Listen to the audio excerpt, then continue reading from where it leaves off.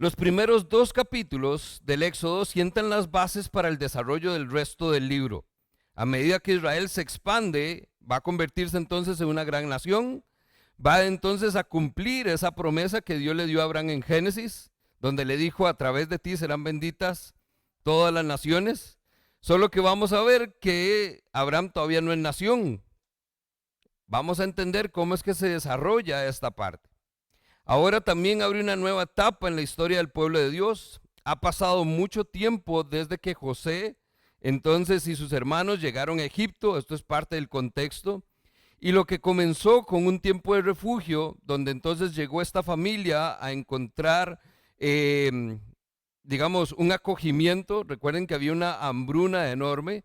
Esta familia se muda a Egipto y logran entonces sobrevivir a esa hambruna. Están ahí refugiados, están ahí recibidos, pero de un momento a otro la historia cambia. Porque entonces pasaron de ser bien recibidos, ahora entonces a prácticamente ser esclavizados. Vamos a entender cómo es que se da esa transición.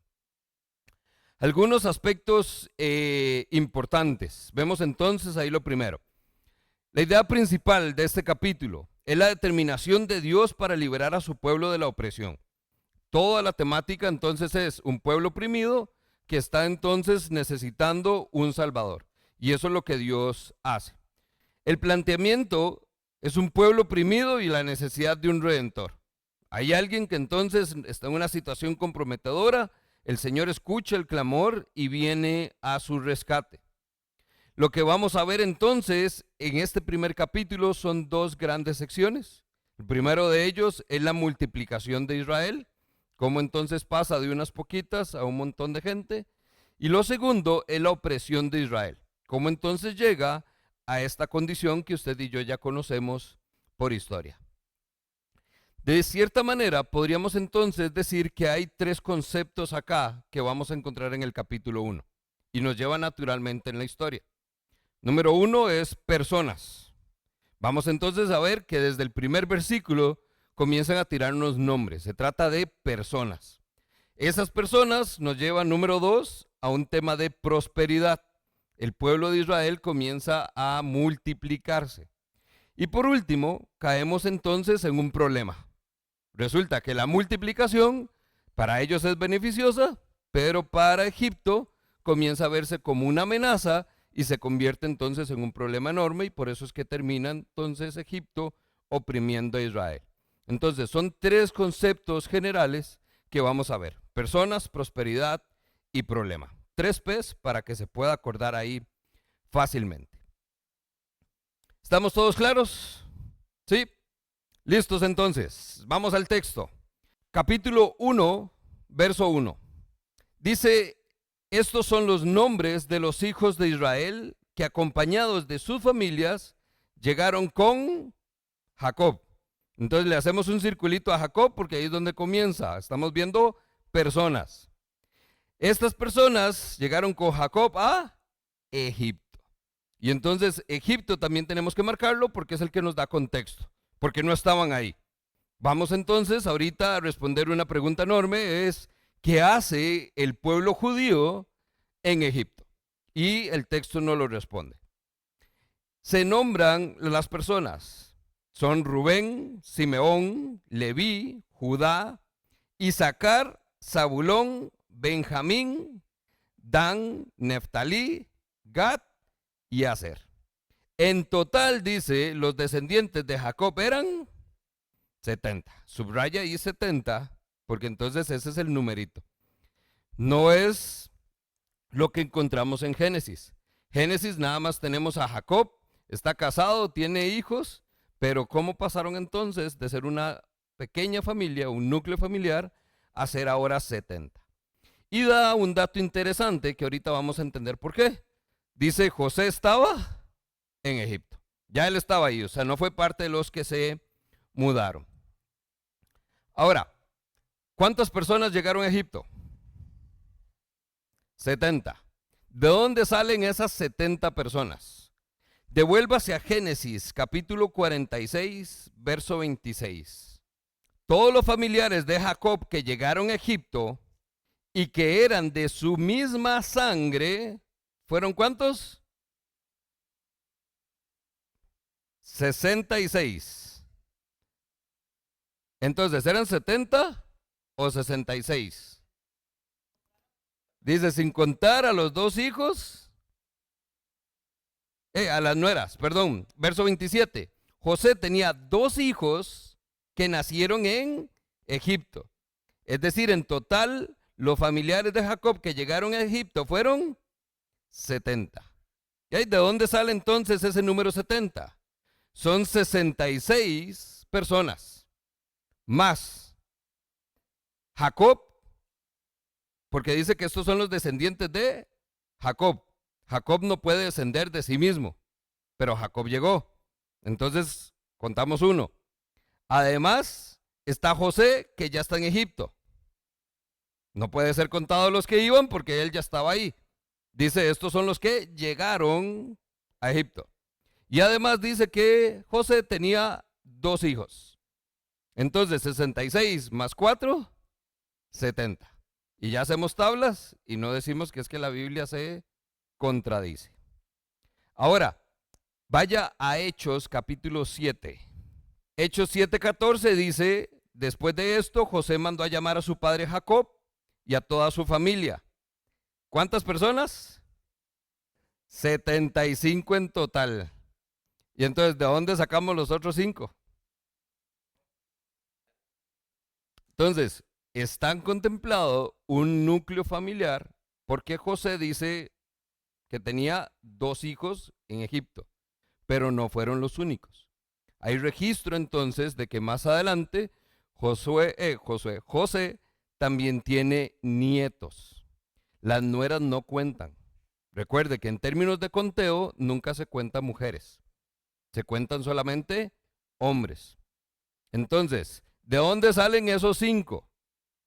Probablemente son entonces 5 nietos que no está registro, no están nombrados, pero de nuevo, esto es simplemente para ver aquellos que son más quisquillosos y dicen, pero es que la Biblia ya dice 75 y aquí dice 70 y ya dice 66 y entonces es un enredo, nadie sabe nada y no hay cálculo exacto. No, sí es exacto.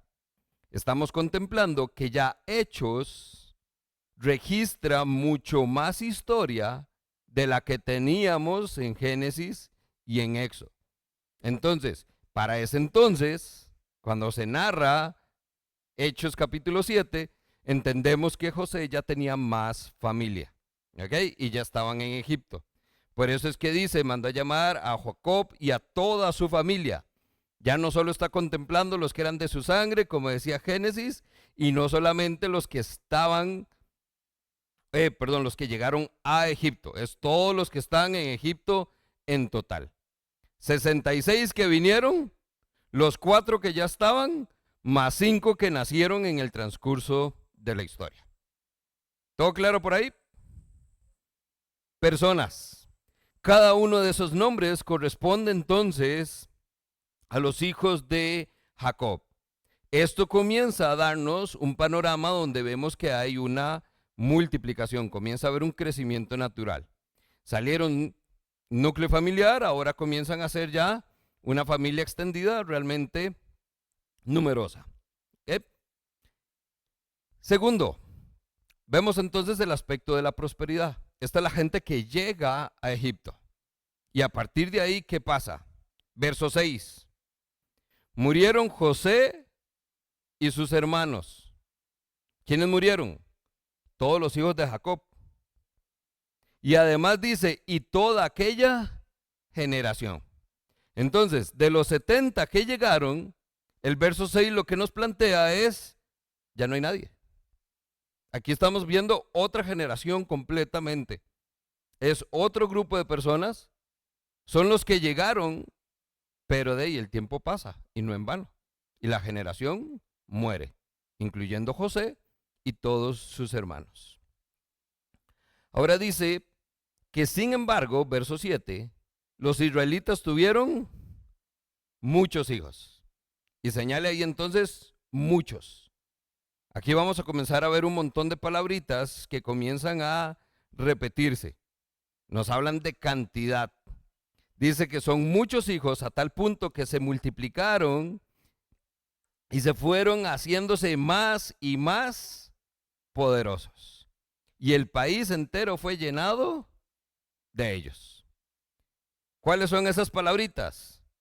Muchos más multiplicaron, se hicieron más fuertes, más poderosos.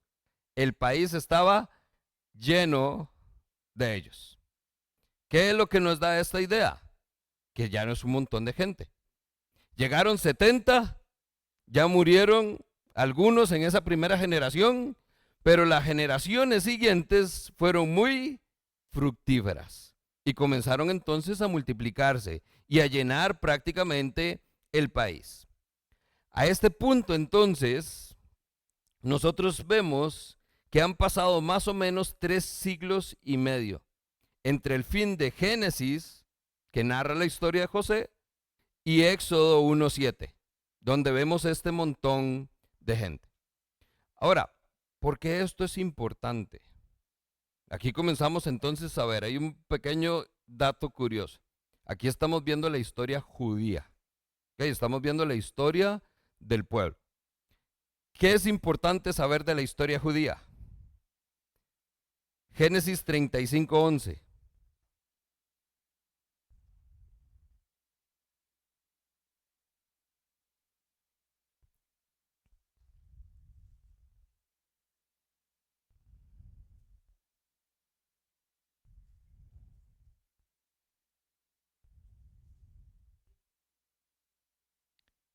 Génesis 35:11.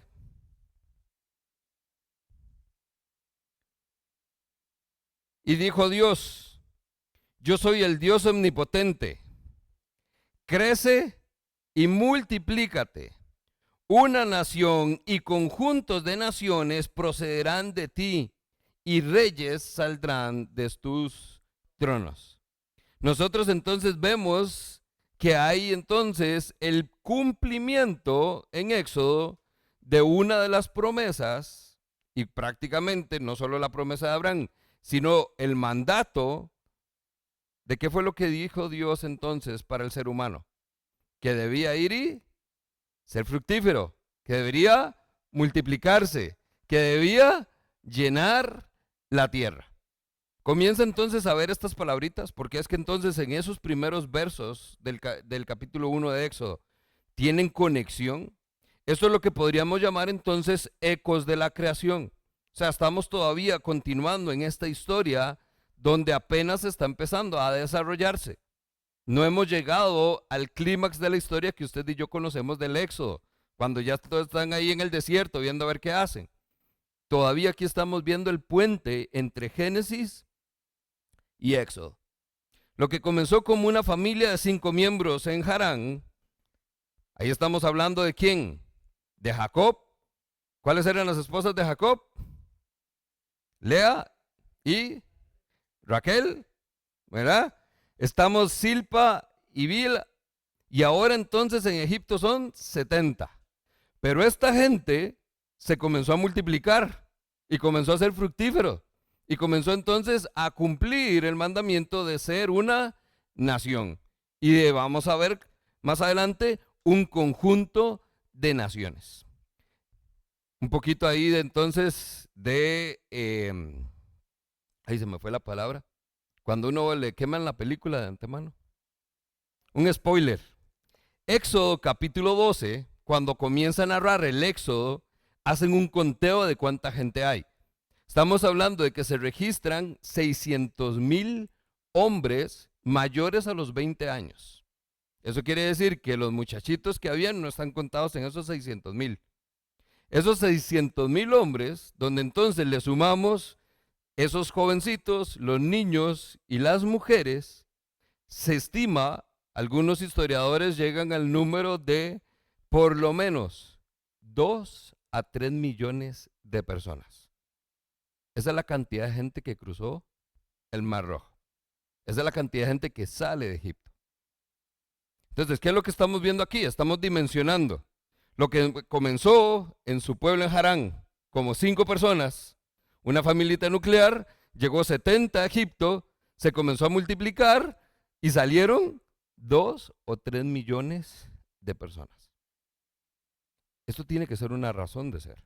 Tiene que tener un propósito, tiene que tener un diseño divino, porque estas cosas no pasan así nomás. ¿Ok? Ahora, la pregunta aquí, y es donde comenzamos a estudiar también un poquito de historia, ¿por qué Israel está en Egipto en primer lugar? ¿Por qué no se fueron para otro lado? Porque es que la historia comienza con Egipto. Ahí es entonces donde nosotros vemos que tiene que haber entonces una intención de Dios. Hay un plan divino. Dale a la siguiente, bro. El plan de Dios contempla tres aspectos y por eso está en palabritas para que usted entienda a qué me refiero. ¿Cuál es el plan de Dios? No lo que ellos tienen en mente, ¿qué es lo que Dios tiene en su corazón?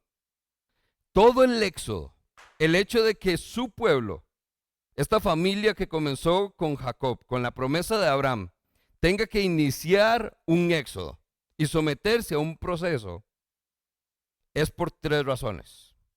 Dios quiere entonces separarlos, multiplicarlos y protegerlos. Y aquí es entonces donde entramos un poquitito a profundidad en cada uno de ellos. Vamos a Génesis capítulo 9.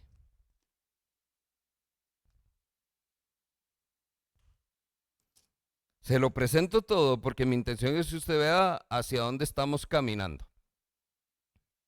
Necesitamos entender qué es lo que Dios está mostrando y revelando a través de su palabra. La historia de por qué Israel termina en Egipto se remonta tan antes como la historia de Noé. Entonces, estamos en Génesis capítulo 9. Estamos ahí con Noé. Dios hace un pacto con Noé. Vamos al verso 18. A este punto, contexto, ya Noé pasó el diluvio, llegan a tierra y Noé está con su familia. ¿Okay? Verso 18 dice, los hijos de Noé que salieron del arca fueron Sem, Cam, que fue el padre de Canaán y Jafet, que fue el padre de Cam y Jafet, es el tercer hijo, Sem, Cam y Jafet. Apunte por ahí esos nombres, porque vamos a entender lo que ahora en Éxodo se nombra, nace de aquí, Sem y Cam. Esto es importante. Estos fueron los tres hijos de Noé, que con su descendencia poblaron toda la tierra. Dice ahora, Noé se dedicó a cultivar la tierra, plantó una viña, un día bebió vino y se embriagó. Cam, el padre de Canaán, vio a su padre desnudo y fue a contárselo a sus hermanos que estaban afuera. Entonces Sem y Jafet tomaron un manto, se lo echaron sobre los hombros y caminando hacia atrás cubrieron la desnudez de su padre. Como miraban en dirección opuesta, no lo vieron desnudo. Cuando Noé despertó de su borrachera y se enteró de lo que su hijo menor había hecho, declaró: maldito sea Canaán, será de sus dos hermanos el más bajo de sus esclavos. Pero bendito sea el Señor, Dios de Sem. ¿Qué es lo que hay para Sem? Dice que Canaán sea su esclavo, que Dios extienda el territorio de Jafet, que habite Jafet en los campamentos de Sem y que Canaán sea su esclavo. ¿Qué sucedió acá?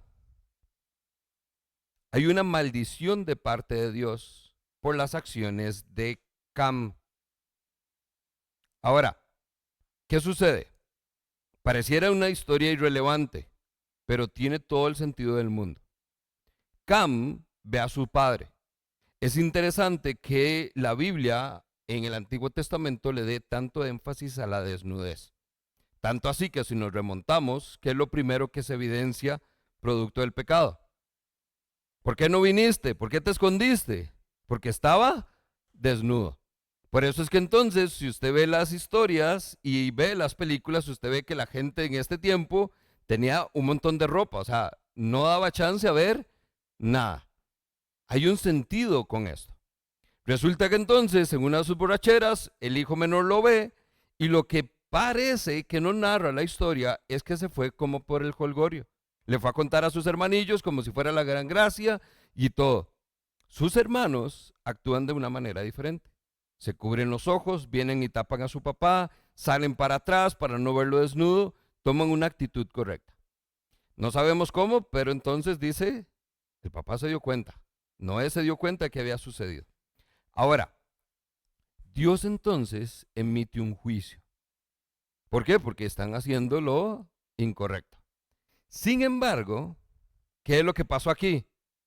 Que Dios no puede entonces maldecir a los hijos de Noé, porque Él los escogió porque eran justos ante los ojos de Dios. Entonces no puede maldecir a estas personas. Entonces, ¿qué es lo que hace Dios? Dios maldice a la siguiente generación. Entonces la maldición no cae sobre Cam, sino cae sobre su hijo Canaán. Porque entonces esto es importante, porque aquí es donde vamos a comenzar a ver un montón de nombres que aparecen en Éxodo que tienen que ver con esto. La maldición entonces de Canaán viene y ejerce una historia fuerte, porque entonces esta generación está maldita. La maldición de Canaán lo que hizo fue que Dios aisló a los egipcios durante sus primeros años. Esta generación que vivía en Egipto estaba aparte, vivían en una zona que se llamaba Gosén, un rincón remoto de la nación poco frecuentada por los egipcios. Y Dios determinó que entonces Israel se convirtiera en esclavo, porque al ser esclavos, los egipcios nunca los tomarían como esposos. Entonces, esto lo que vemos es un intento de Dios por separar a estas personas de la misma manera en que separó a estos hermanos. Entonces, a Sem entonces le dijo, Canaán va a ser tu esclavo. A Jafet le dijo, vea, sus territorios van a ser vastos, usted va a poder estar ahí, pero los de Canaán van a ser tus esclavos, tus sirvientes. Entonces, todo el concepto de esclavitud, todo este concepto de un castigo que recae sobre el pueblo de Dios, está ligado a una generación, a los hijos de Cam, específicamente en la generación o el linaje de Canaán. ¿Vamos bien por ahí? ¿Qué es lo que pasa? Que entonces estos hijos de Canaán son los que entonces vamos a encontrar que se llaman cananeos. Ahorita entonces, cuando leamos en Éxodo, ¿qué es el tema con los cananeos? ¿Cuál es el asunto? Que los cananeos es una generación maldita. No pueden juntarse los israelitas con los cananeos, porque los cananeos traen en su sangre una maldición. Y recuerde, la maldición de Dios no puede prosperar. Ahorita lo entendemos un poquito mejor donde vamos avanzando. Número 2, Génesis capítulo 15. Saltamos entonces ahí un poquito la historia.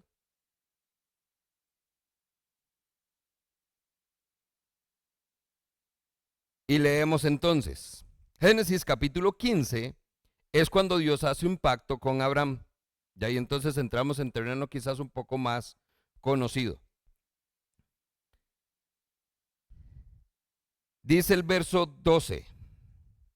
Al anochecer, Abraham cayó en un sueño profundo. Lo envolvió una oscuridad aterradora y el Señor habló a él y le dijo, debes saber que tus descendientes vivirán como, señale, extranjeros en tierra extraña. ¿Qué hacía entonces Israel en Egipto? Viviendo como extranjeros. Dice, serán esclavizados y maltratados durante 400 años. Estamos entendiendo que cada 100 años es una generación. O sea, son 4 generaciones que entonces van a ser oprimidos. Dice, pero yo castigaré a la nación que los esclavizará, y luego tus descendientes saldrán en libertad y con grandes riquezas. ¿Qué va a hacer Dios? ¿Quién libera a los israelitas? ¿Qué le pasa a los que los oprimieron y esclavizaron? Reciben su castigo. Ahora, ¿qué es lo interesante? Que esto es lo que Abraham está escuchando, pero Abraham ni siquiera tiene familia. O sea, la promesa le está siendo dada, le está diciendo entonces, haré de ti una nación enorme. Voy a bendecir a todas las naciones a través de ti, Abraham, a través de tus hijos. Pero sepa, usted no tiene hijos, pero los que va a tener se van a portar mal y los voy a tener que entonces pasar por un proceso. Y van a terminar siendo extranjeros en Egipto, los van a esclavizar y los van a oprimir por 400 años. Y después de eso, yo entonces los voy a liberar y los voy a sacar y saldrán de ahí con muchas riquezas. Si usted conoce un poquitito la historia del Éxodo, así es como va. Pero no por casualidad, es por diseño divino. Este es el plan de Dios. Esto no está entonces siendo un acto casual, de algo les pasó, tuvieron que correr por otro lado, les gustó Egipto y dijeron, vamos ahí a ver cómo nos va. Dios llevó a su pueblo a Egipto, pero lo hizo con un propósito específico, para multiplicarlos. ¿Qué es lo que pasa? ¿Cómo ligamos estos dos? No se pueden multiplicar entre ellos, porque los de Canaán, si los israelitas se casan con los cananeos, sus hijos van a ser malditos. No pueden ser utilizados. Tienen entonces que mantenerse, digamos, el linaje puro. Tienen que mantener el pedigrí. Entonces, Dios los va a enviar a multiplicarse, pero los tiene que haber separado primero para que esa multiplicación sea pura y que no entonces haya ningún problema de que esta maldición que llegó los vaya a contaminar, por así decirlo. Ahora, cuando nosotros vemos esto, nosotros entendemos que en la Biblia tanto cananeos como amorreos son mencionados como pueblos que habitan en la tierra de Canaán. Cananeos y amorreos son términos intercambiables. Los de Canaán son amorreos. Los cananeos son de Canaán. ¿Qué es entonces nada más? ¿A dónde entendemos? Se puede encontrar una distinción donde cananeo se refiere a todos los habitantes de Canaán, pero amorreos se refiere a una tribu específica dentro de un grupo de Canaán. Entonces, no todos los amorreos son cananeos, pero no todos los cananeos son amorreos.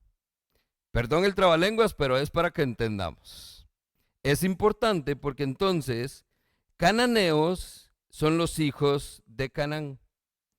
Cam tuvo entonces esos 4 hijos, según Génesis 10, Cus, Mizraim, que es Egipto, ahí es donde estamos, Fut y Canaán. Los descendientes de cualquiera de estos 4 hijos son entonces considerados cananitas. Los camitas son entonces los hijos de Cam. Los egipcios son camitas. ¿Ok? Pero dentro de los camitas, que son hijos de Cam, están los cananeos. Entonces, la maldición no cayó sobre todos los camitas. Cayó solamente sobre los cananeos, sobre los hijos de Canaán. ¿Vamos bien ahí? Entonces, se puede empezar desde el principio.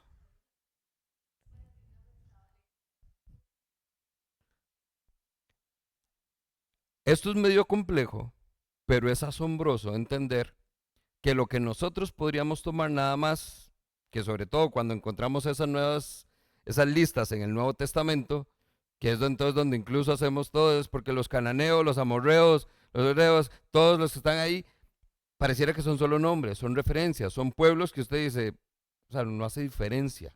O sea, de ahí sí, son pueblos que existieron antes y los dejamos en una categoría de pueblos históricos, Pero resulta que para efectos de nuestro estudio es importante entender por qué los cananeos o los amorreos resulta que representan entonces una amenaza en la historia. ¿Qué es lo que estamos viendo? ¿Por qué entonces está en Israel, los israelitas están en Egipto? Una respuesta rápida podría ser la soberanía del plan de Dios. Dios quiere poner a su pueblo en una tierra fértil. Harán, donde ellos estaban, no lo era. Egipto era una tierra que tenía muchísima fructividad, o podría llegar a ser muy fructífera. Y de hecho así fue. Pero entonces, ¿qué es lo que tiene que hacer Dios?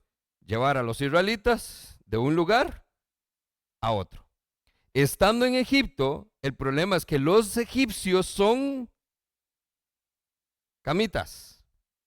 Entonces, no pueden juntarse los israelitas con los camitas, tiene que separarlos. Por eso es que entonces, en plena negociación, donde el faraón le extiende la invitación a José para que se traiga a toda su familia, José sabe que los egipcios no lo van a ver con buenos ojos, porque esta gente se lleva ley. O sea, son generaciones de las que entonces son prósperos, de los que están bendecidos, contra los que no son prósperos porque tienen una maldición en su familia. Esto hace que entonces José sepa que cuando su familia llegue a Egipto, no necesariamente los van a ver con buenos ojos. Entonces él pide que se los lleven a una zona específica. ¿Okay? Dentro de esto, ¿qué es lo que vimos ahora también ahí? ¿Cuánto tiempo va a ser entonces oprimido y esclavizado? 400 años. ¿Por qué Dios permitiría que su pueblo lleve palo tanto tiempo? Entonces no es que Dios quiere que sufran. Dios está dando 4 generaciones suficiente para que esto pueda cumplirse. Para que entonces durante todo ese tiempo se va a revelar algo asombroso, algo que solo Dios puede hacer. Porque entonces ellos, aún en medio de la opresión, aún en medio de su esclavitud, ahorita vamos a ver en el texto que ellos se seguían multiplicando. Entonces, esto es parte del proceso. Ahora, por último, ¿por qué están entonces los israelitas en Egipto? Génesis capítulo 38.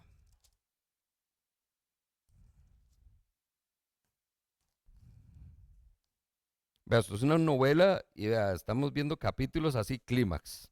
No le estoy contando toda la novela, pero le estoy diciendo esos capítulos donde usted dice, ve, algo pasó que cambió el curso de la historia.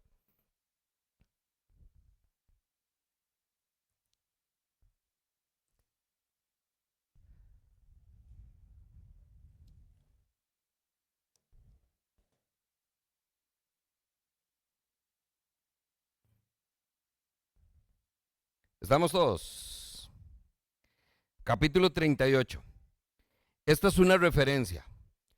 Ustedes se acuerdan entonces, entre los hijos de Jacob hay uno que se llama Judá. ¿Qué saben de Judá? ¿Qué hizo Judá?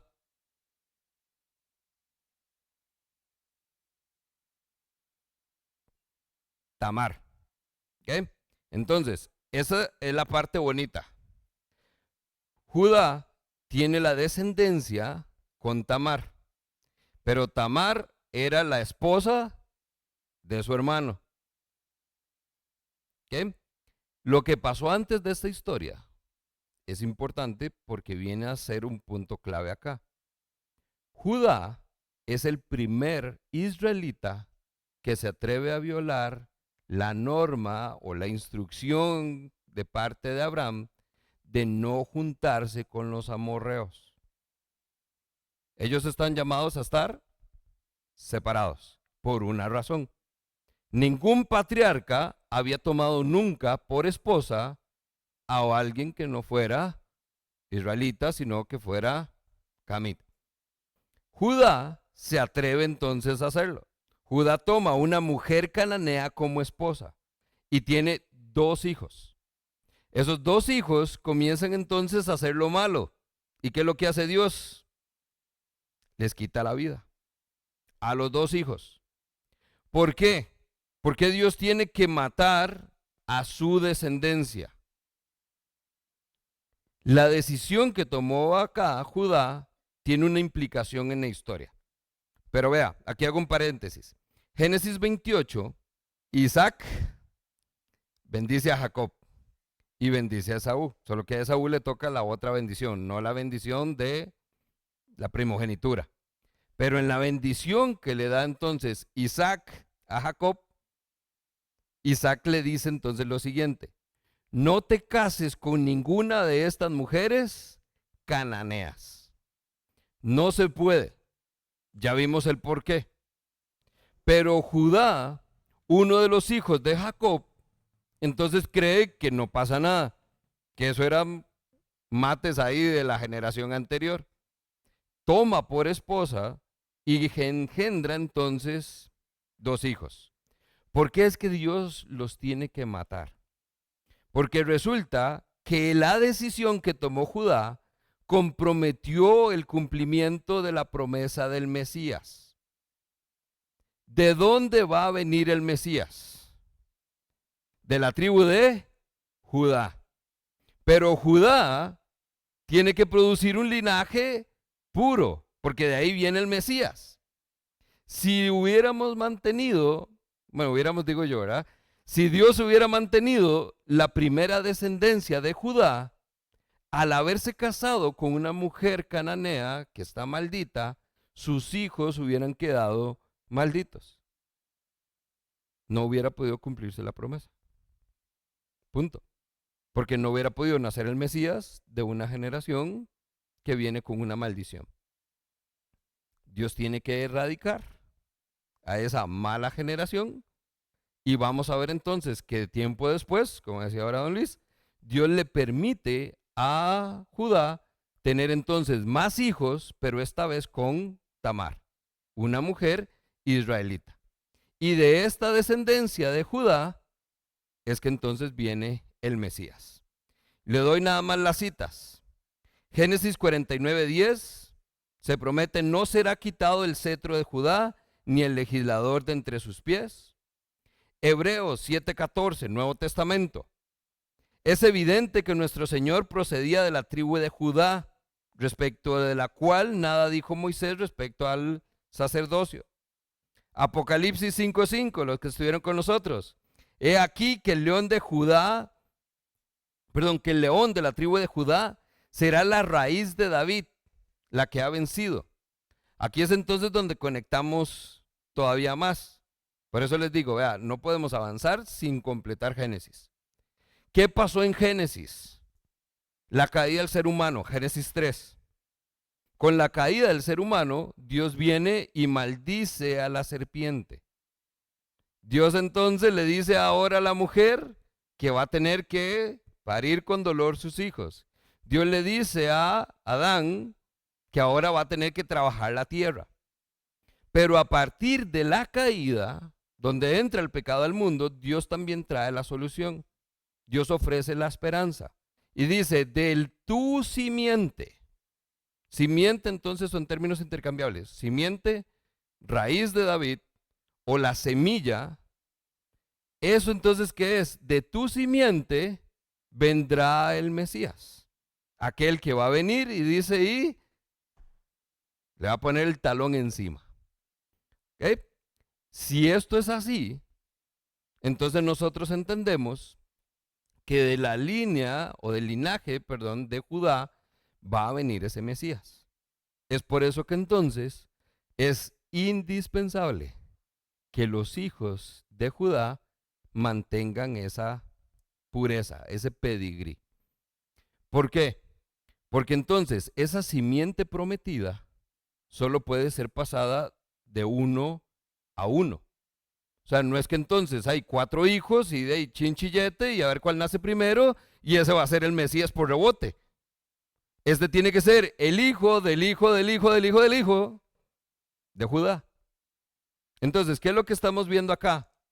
De Abraham, ¿a quién pasó entonces la simiente? A Isaac, no a Ismael, aunque Ismael nació primero. De Isaac, ¿a quién pasó la simiente? a Jacob, no a Esaú. De Jacob, ¿a quién pasó la simiente? A Judá. Tiene que ser una a una a una.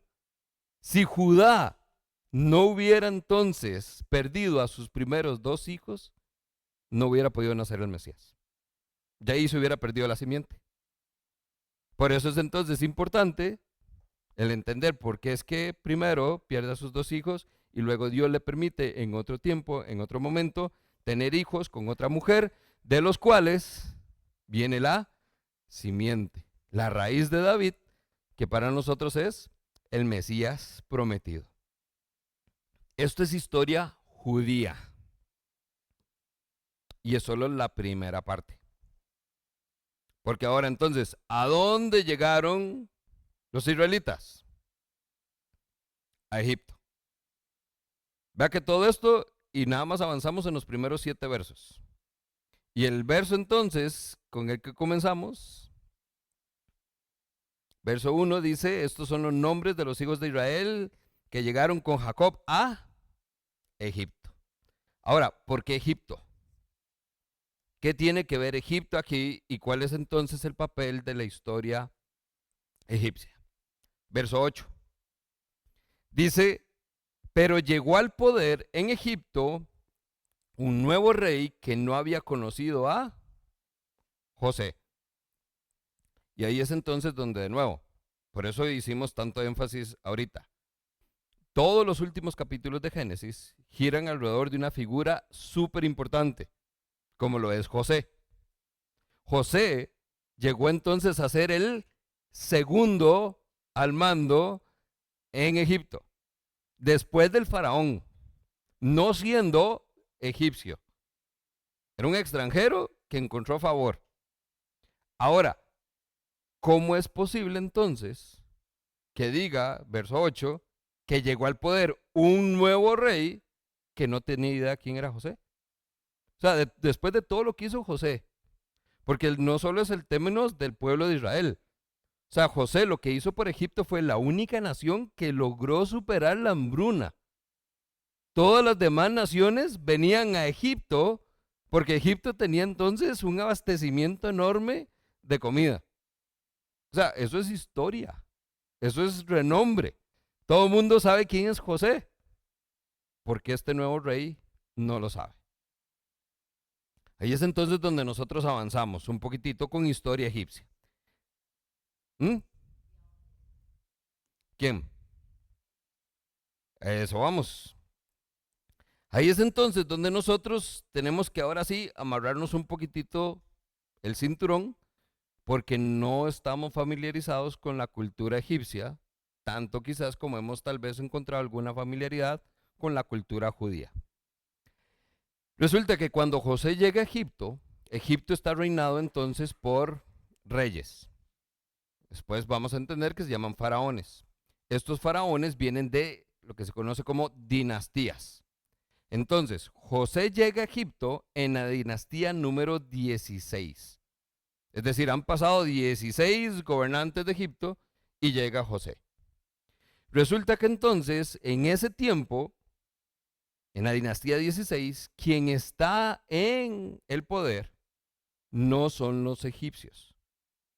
Historia egipcia. Hay un pueblo llamado los Ixos, Ixos con H, H-I-C-S-O-S, Ixos.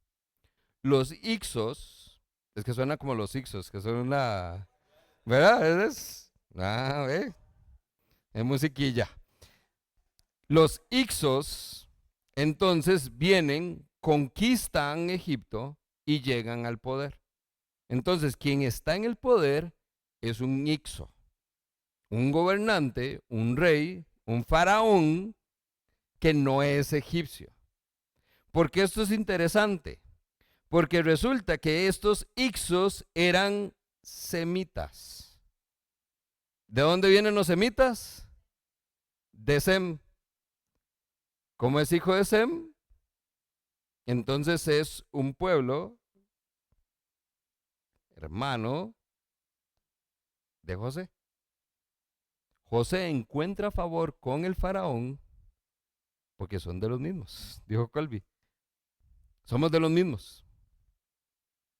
Por eso es que nosotros hemos escuchado a veces el concepto de los antisemitas, los que están en contra de los semitas. ¿Eh? Ahora, los habitantes de Egipto, los egipcios, son camitas, hijos de Cam, pero están siendo gobernados por un semita, hijo de Sem, cumpliendo lo que ya Dios había dicho. ¿Qué quiere decir esto?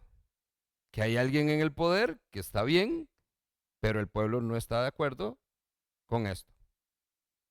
Ahora, los egipcios entonces odiaban a los hicsos, no les agradaban, no tenían entonces partida. En realidad odiaban a los semitas en general. Entonces no tienen un favor como nosotros estamos viendo o entendiendo de por qué de primera entrada el faraón le dice a José, vea, tranquilo, vaya, tráigase toda su familia, 70 personas, híjole, qué familión, bueno, vaya, agarre toda una montaña y todo ese terreno va a ser suyo y de a gratis, o sea, no le está costando nada. Ese favor viene porque son de los mismos. Ahora, cuando llegamos al texto, entonces dice que en ese momento llegó al poder en Egipto un nuevo rey que no conocía a José. Porque entonces ahora resulta, esto viene, vamos a ver, esto es dinastía 18, comenzamos en la 16. La dinastía 17 es derrocada por un egipcio y entonces la dinastía número 18, quien toma el poder, este nuevo rey, ya no es un hicso, ya no es amante de los semitas o simpatizante de los semitas. Ahora es un egipcio que odia a los semitas, que va a odiar a los israelitas. Por eso es que entonces todo el favor que ellos gozaban como extranjeros en una tierra ajena, comienza entonces a verse lo que vamos a llamar es la opresión de Israel. ¿Por qué? Porque entonces los que eran amigos comenzaron ahora a ser vistos como una amenaza.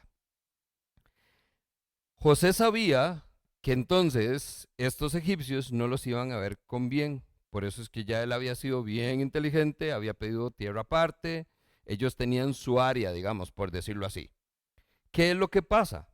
Que entonces este brother, que para efectos prácticos podría tener un nombre, pero no hay un registro exacto, entonces podrían ser 3 posibles nombres. Entonces simplemente es un faraón, que de hecho es interesante el dato curioso. Si yo les digo faraón, ¿usted en quién piensa? ¿Verdad? Inmediatamente usted veía la película. Faraón no era para referirse a una persona. Faraón se refería a la casa grande, a la casa que tenía a favor, a la casa real, es decir, como el palacio. Se refería al lugar donde estaba el rey. Este brother es el primero que toma el concepto para aplicárselo a sí mismo. Y es entonces donde comienza la narrativa que usted y yo hoy conocemos, donde él comienza a llamarse el faraón.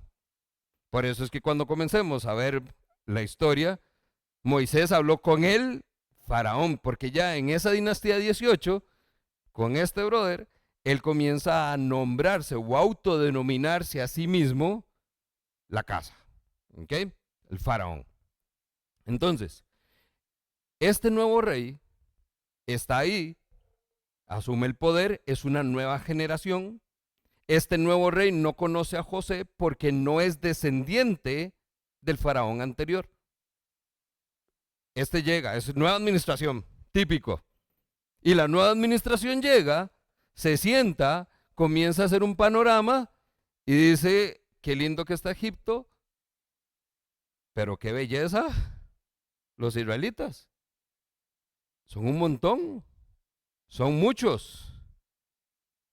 Cuando hablamos de muchos y cuando hablamos de ser fructíferos, hablamos de que su ganado era mayor, sus posesiones aumentaban, todo se multiplicaba, o sea, era una cuestión de abundancia. El faraón ve esto, inmediatamente viene lo que a cualquier persona en una posición de poder le pasaría, Dice, suave un toque. Estos son semitas. Esta gente son extranjeros. Si esta gente se junta con los enemigos que tenemos naturales, son un montón. Y si se nos vienen encima, entonces dice, no, a esta gente hay que controlarla. Es interesante porque entonces ahí es donde nosotros comenzamos a ver que la historia comienza a tomar un giro interesante. ¿Qué es lo que dice el verso siguiente? Verso 9.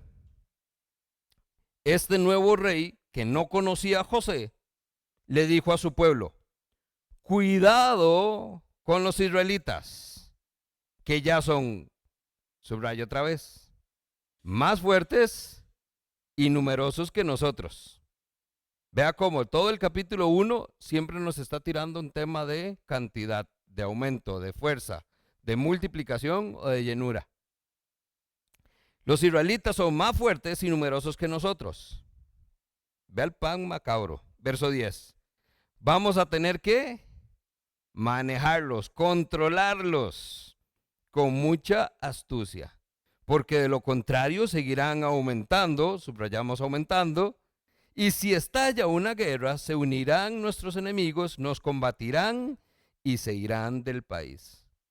Ahora resulta que entonces no solo es por el tema de lo que nos puedan hacer, es que dice, y si se van, perdemos todo lo que ellos proveen a Egipto, que de una forma práctica era toda la fuerza laboral, solo que ahora dicen, ya no solo van a trabajar para nosotros, ahora van a ser nuestros esclavos.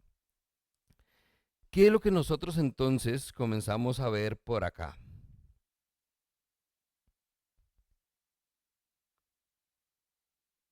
Estamos ahora en un cambio de página.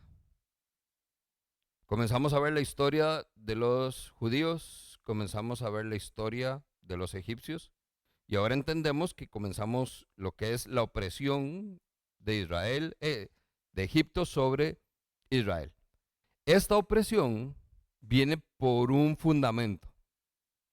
¿Okay? Hay que tener cuidado. ¿De dónde viene el cuidado? Es que esta gente son... Pero vea, aquí tenemos que hacer una aclaración. Verso 9, dices, ellos son más fuertes y numerosos que nosotros. La traducción correcta al hebreo sería, Israel es demasiado numeroso y poderoso. Históricamente, y si tuviéramos que contarlos, los israelitas no eran más numerosos o poderosos que los egipcios. Es simplemente son más. Más en un sentido práctico. Por eso la forma correcta es demasiado numeroso.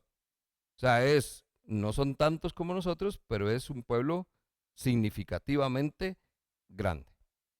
Ahora, entonces no es un tema de pulso, porque entonces el nuevo rey tuvo que haber visto, igual seguimos siendo muchos nosotros, somos más que ellos, que en términos de guerra se traduce en quien tiene más, lleva las de ganar.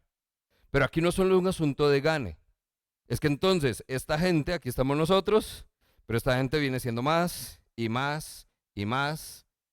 Y entonces hoy no son más que nosotros, pero si los dejamos, el nuevo rey dice, van a seguir aumentando y aumentando y aumentando y nosotros podemos perder terreno. Esto es lo que entonces dice que esta gente hizo que tuviera miedo. Esto causa temor, representa una amenaza y por eso es que entonces este faraón se va contra los israelitas.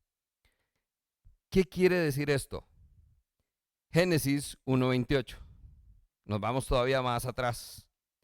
Dios los bendijo con estas palabras. ¿A quién bendijo? Al ser humano. Sean fructíferos y multiplíquense, llenen la tierra y sométanla a ustedes. Esto es entonces una evidencia del cumplimiento del plan de Dios. No solo entonces están creciendo, no solo se está aumentando, no solo se está multiplicando. A partir de lo que vemos aquí, palabras del faraón, se están volviendo más numerosos y más poderosos. Esto es el contexto porque entonces es donde nosotros entendemos por qué es que Israel termina siendo esclavizado. Ya entendimos por qué es que terminan en Egipto en primer lugar, pero ¿por qué no quedar así y esperar ahí simplemente 400 años para hacer un montón y poder entonces cumplir el plan de Dios? Porque tienen que ser esclavizados. Porque entonces parte natural del plan de Dios es ver que Él puede manifestar poder donde otros creen que tienen poder. Dios va a usar a Egipto para mostrar su gloria.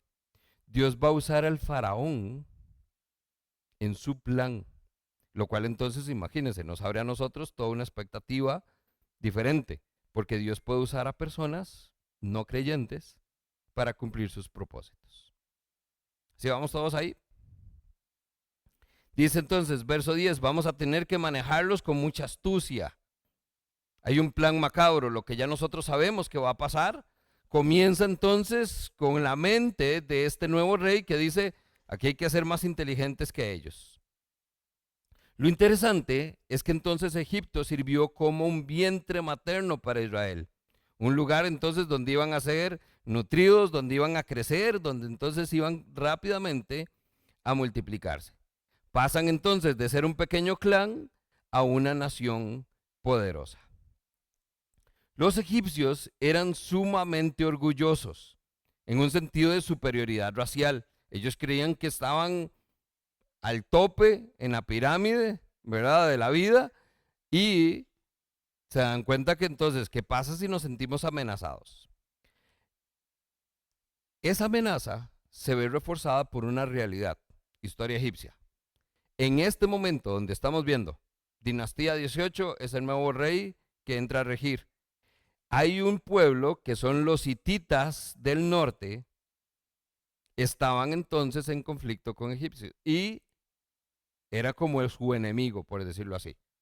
De ahí es entonces donde tomamos las palabras del rey, donde dice, esta gente está creciendo, ¿y qué pasa si se unen con el enemigo? Ahí es entonces donde ellos están viendo, esta gente no es más que nosotros, pero si se junta con aquellos que son nuestros enemigos, se nos vienen encima y se arma un tortón. Entonces, la amenaza que siente el rey es real y viene efectivamente a partir de un sentido de amenaza genuina. Avanzamos, verso 11. Fue así entonces como los egipcios pusieron capataces para que oprimieran a los israelitas y les impusieron trabajos forzados, tales como los de edificar para el faraón las ciudades de almacenaje, Pitón y Ramsés. Verso 12, clave. Ahí tiene que notar que esto es importante. Pero cuanto más los oprimían, más se multiplicaban. O sea, entonces el faraón está viendo, no, aquí hay que trabajarlos, hay que ponerlos a hacer trabajo rudo, hay que quitarles. Pero dice, entre más los oprimían, más se multiplicaban.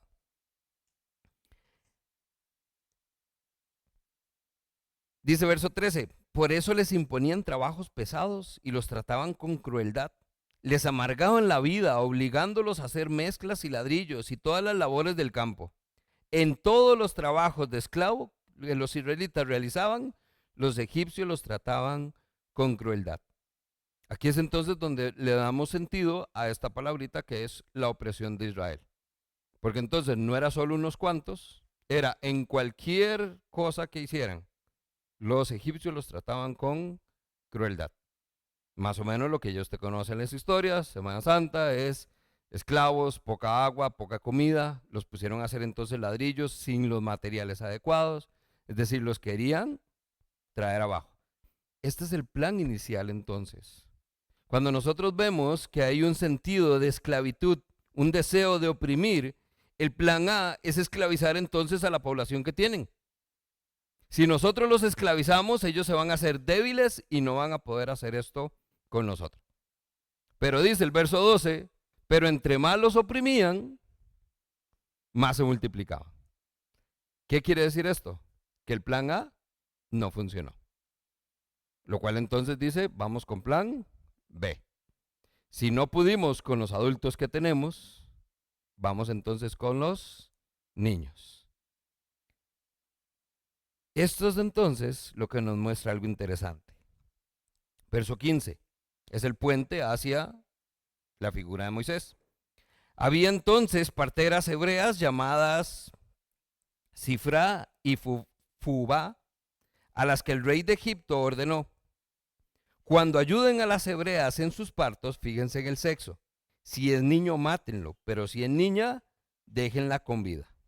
Sin embargo, las parteras temían a Dios, así que no siguieron las órdenes del rey, sino que dejaron con vida a los varones. Entonces el rey de Egipto mandó a llamar a las parteras y les preguntó: ¿por qué han hecho esto? ¿Por qué han dejado con vida a los varones? Las parteras entonces respondieron: resulta que las hebreas no son como las egipcias, están llenas de vida y dan a luz antes de que lleguemos. Aquí hay un paréntesis que es importante entender. ¿Cuál es el propósito de matar solamente a los niños?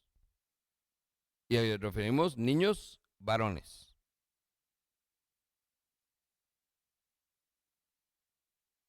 Podríamos pensar que es la fuerza de conquista. No solo es que no hay reproducción, vea el pensamiento maquiavélico. Si solo tenemos mujeres israelitas, si ellos ocupan multiplicarse, ¿qué ocupan?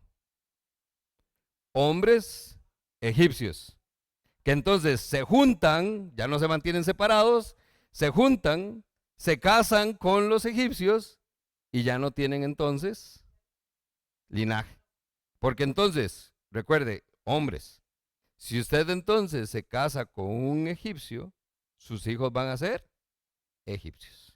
Y hasta ahí llegó. Entonces tenemos la población, oprimámosla, hagámosla esclavos para que entonces sean débiles, pero se hacían fuertes y se siguen multiplicando. Quitémosles entonces todos los varones para que entonces no se puedan multiplicar, o si se multiplican, sean entonces con egipcios y pierdan entonces, ya no son israelitas, van a ser nuestros, son egipcios. Y no les funciona tampoco. Porque en medio de esto vemos a dos mujeres y es interesante que entonces tengan nombre.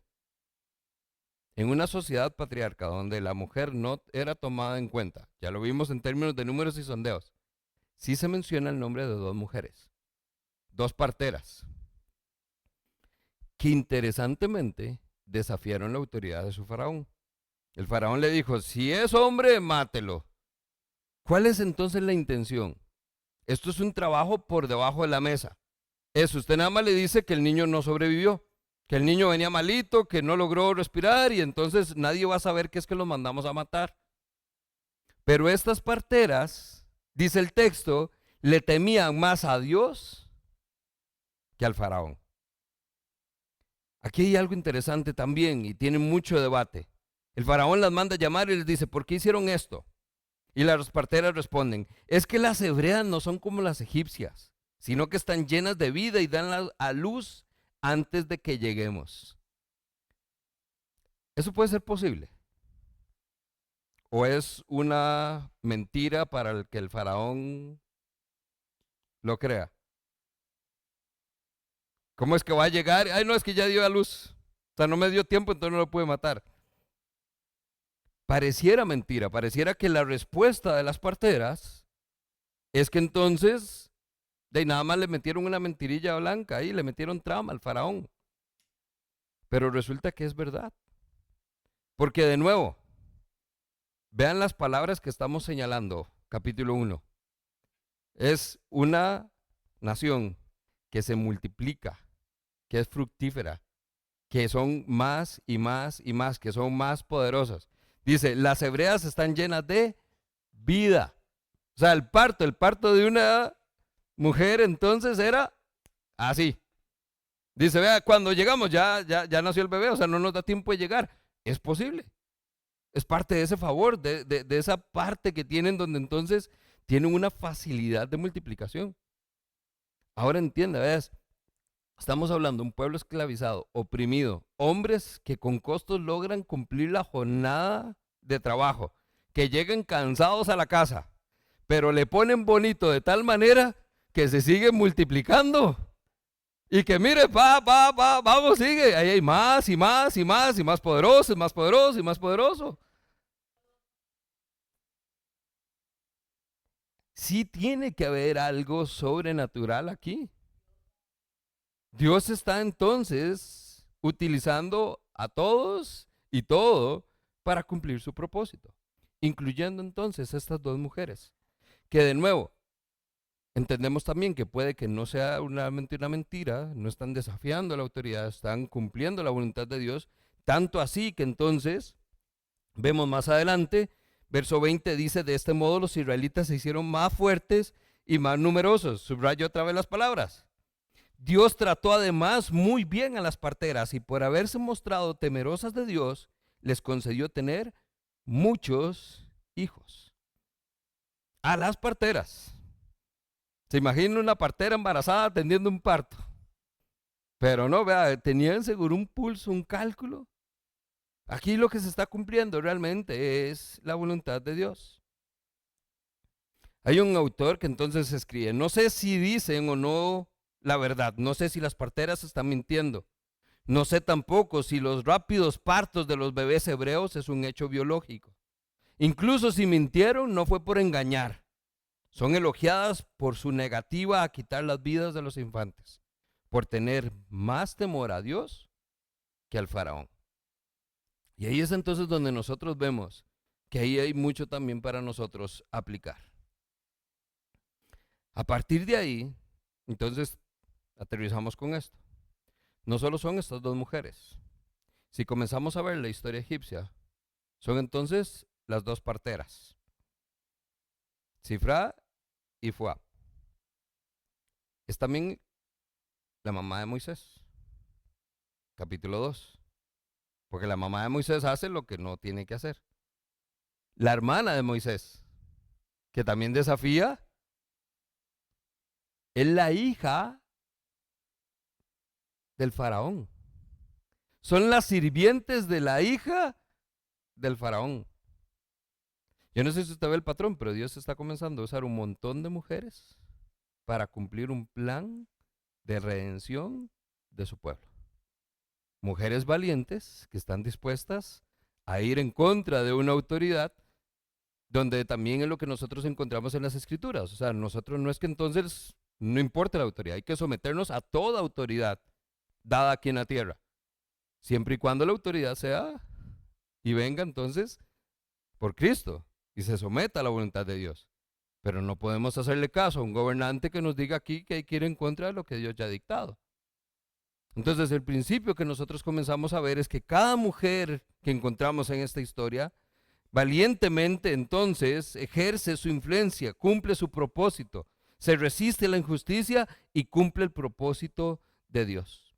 Sea como sea, verso 20 dice, esto ni siquiera impidió que entonces el pueblo se siguiera multiplicando y siendo fructífero. Plan B, fallido. ¿Y entonces qué sigue? Nada. No se puede. Llegamos a un punto donde ahora entendemos por qué es que Dios está listo para atacar esta opresión y enviar entonces a un redentor para que salve a su pueblo. Terminamos. La serie entonces buscamos tener lecciones en el desierto. Cosas que podemos entonces encontrar en este pueblo, en las diferentes historias que vamos a estar revisando, que de una u otra forma haga que nuestro estudio pueda ser aplicable a la vida hoy. Que no solo usted se vaya con mucha historia y se vaya entonces con ese nudo de Cam, o Sem, o Jafet, y los camitas, y los amorreos, y los cananeos, y todos ellos. ¿Qué puedo llevarme hoy para mi vida a partir de lo que conversamos? Número 1, hoy tenemos dos lecciones. 1 es que Dios cumple sus promesas. Para poder ver lo que está pasando en Éxodo, entendimos que Dios está cumpliendo ya 2 o 3 promesas que fueron hechas en Génesis. Y eso es una realidad que usted conoce. Y si no la conoce, le cuento. Dios es un Dios que cumple lo que promete. No es paja, no es cuento. Si Dios dice, hace, pasa. Y eso usted lo puede estar seguro. incluso en medio de una opresión terrible. En medio de su sufrimiento, en medio del dolor, en medio de lo que sea que usted esté pasando, aún estando en tierra extranjera, aún en régimen entonces de opresión, un régimen hostil, Dios cumplió lo que le prometió a Abraham. Y encontramos entonces en Egipto una generación grande, numerosa, fuerte, fructífera y todos los adjetivos que entonces señalamos hoy. Dios cumple sus promesas. Y número 2, la oposición del mundo nunca podrá frustrar los planes de Dios. No importa quién sea, no importa el título que tenga, el rango que haya adquirido, la posición en que se encuentre, nunca la oposición de este mundo, sea cual sea, puede entonces ir en contra de los planes de Dios. Al contrario, entre más lo intente, más fallan. Porque dice entonces, recuerde, verso 12, pero entre más los oprimían, más entonces se multiplicaban. Y le daban, y le daban, y le quitaban, y le hacían, y aquellos, pa, y más, y más, y más, y más. Ahora, es interesante, porque eso nos recuerda lo que dice las Escrituras. ¿Cuál fue la promesa? Bendeciré a quien te bendiga, y maldeciré a quien te maldiga. Entonces, ¿qué es lo que nosotros vemos? Que en términos prácticos, Dios es un Dios que ya tiene un diseño divino, ya Dios entonces sabe qué es lo que quiere, lo tiene claro, tiene un pueblo al cual quiere rescatar, tiene un pueblo que está siendo oprimido al cual quiere liberar. No hay nadie que se le pueda enfrentar. Egipto lo intentó y falló épicamente, dijeron mis hijos. Y ahora entonces, ¿qué es lo que viene? A usted maldijo a mis hijos. Mi turno. ¿Qué es lo que ocupa entonces Dios para liberar a su pueblo? Un redentor. Ocupa un líder. Ocupa un libertador. Y ahí es donde entonces quedamos. Próxima semana, capítulo 2, la situación de Moisés. ¿Quién es Moisés? Y cómo Dios lo va a usar para cumplir su propósito. Amén.